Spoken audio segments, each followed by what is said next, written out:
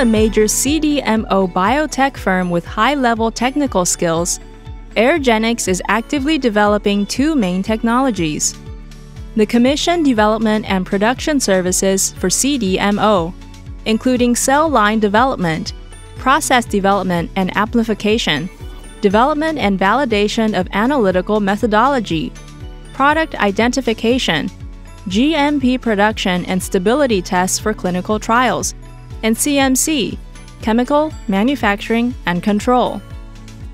Developing biosimilar based on reverse engineering technology.